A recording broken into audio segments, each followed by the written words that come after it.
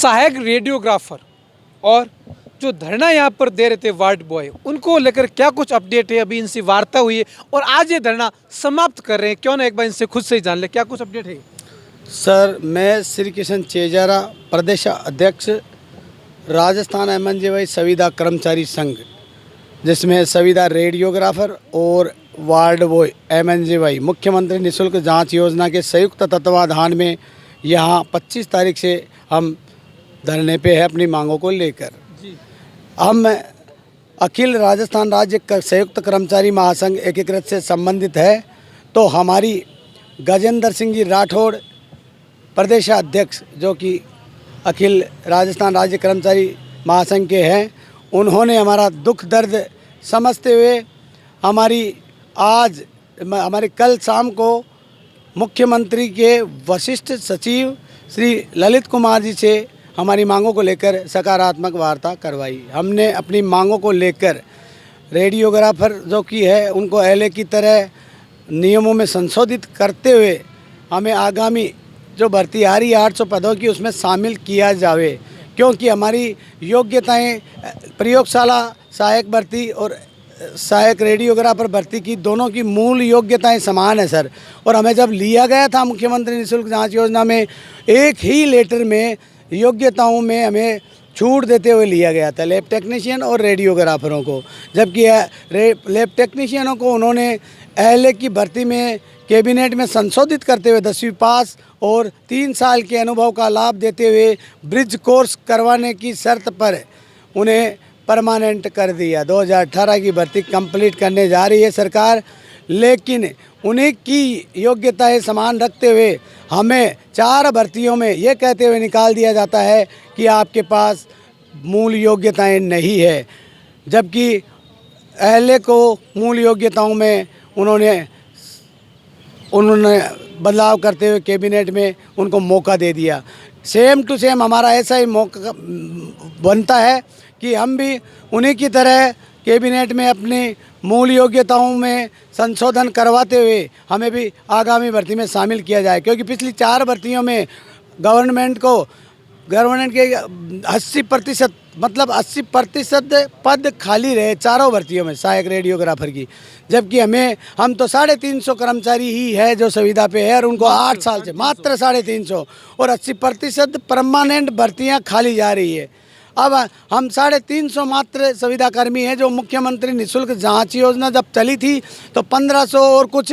पदों पर उन्होंने अलग से पद स्वीकृत किए थे, और आज हमारी ये हालत होगी कि जब भी परमानेंट भर्ती आती है, परमानेंट कर्मचारी आता है, तो हमें ये कह के निकाल दिया जाता है कि ये परमानेंट आ गया है, आपको हम निकालेंगे, और निकाल दिया जाता है तुरंत प्रभाव से। जबकि मुख्यमंत्री निःशुल्क जांच योजना जब चली थी तो उस योजना के तहत हमारे पद अलग से स्वीकृत किए गए थे परमानेंट के अलावा, जबकि हमारे साथ अब सरकार ये कहते हुए कि परमानेंट आ गया है, आपको काम की ज़रूरत नहीं हमें, और हमें निकाल दिया जाता है। और हमारे 80% संविदा कार्मिक निकाले जा चुके हैं, क्योंकि अब 4 भर्तियाँ हो गई तो उतने ही संविदा कार्मिक थे और उतने परमानेंट आ गए, तो हमें निकाला जा रहा है। और आगामी 2022 में 800 पदों की भर्ती आ रही है। सरकार के पास राजस्थान पैरामेडिकल काउंसलिंग में रिकॉर्डेबल 350 के लगभग ही डिप्लोमाधारी बचे हैं। अब 800 पदों की भर्ती में 350 ही मतलब डिप्लोमाधारी बचे हैं, इसका मतलब वो भर्ती भी लगभग 60% खाली जाएगी। तो हमारा सरकार से विनम्र निवेदन है कि हमें अनुभव का लाभ देते हुए ब्रिज कोर्स एलए की तरह करवाते हुए समायोजित करें। इसके अलावा हमारे साथ बैठे वार्ड बॉय, जो कि एक निचला तबका होता है, और इसने कोरोना योद्धा बनते हुए मुख्यमंत्री निःशुल्क जांच योजना को आज तक सफल क्रियान्वयन दिया है। और जननायक मुख्यमंत्री अशोक गहलोत जी की 2013 में ये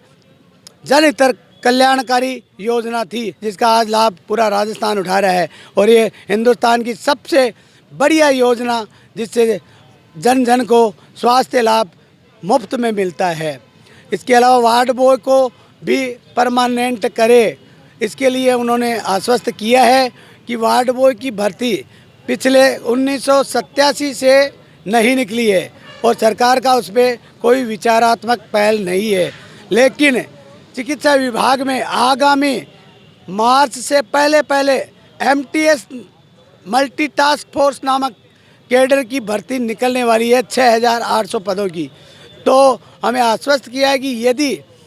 हम कोशिश करेंगे कि आप लोगों को अनुभव का लाभ देते हुए उस एमटीएस भर्ती में 10वीं बेस पे वो भर्ती है, लेकिन अब वार्ड बॉयों के पास समस्या है कि उनकी भर्ती जो हुई थी वो 5वीं बेस पे हुई थी। अब सरकार क्या करती है, यदि एलए की तरह उन्हें भी योग्यताओं में अनुभव का लाभ देते हुए छूट करेंगे तो शायद मल्टीटास्क फोर्स में इन कोरोना योद्धाओं को सम्मान मिलेगा और ये नियमित होंगे। लेकिन सरकार ने सकारात्मक पहल करते हुए हमें संविदा कैडर में शामिल करने का तो आश्वासन 100% दिया है। अब सरकार हमें संविदा कैडर में शामिल यदि करती है तो हमारा जीवन यापन थोड़ा सा सुधरेगा, क्योंकि हमारा जो अल्प वेतन है, हम 4,000 से 7,000 के अंदर वार्ड बॉय और रेडियोग्राफरों की तनख्वाह है। लेकिन यदि हमें संविदा कैडर में शामिल किया जाता है तो हमें बाहर नहीं निकाला जाएगा, परमानेंट आने पर भी बाहर नहीं निकाला जाएगा। और हम सरकार से मांग करते हैं कि हमारे जो भी निकाले हुए साथी है, यदि हमारा संविदा कैडर बनता है तो उन्हें वापस उनके अनुभव का लाभ देते हुए वापस संविदा कैडर में शामिल करते हुए सेवाओं का मौका दे।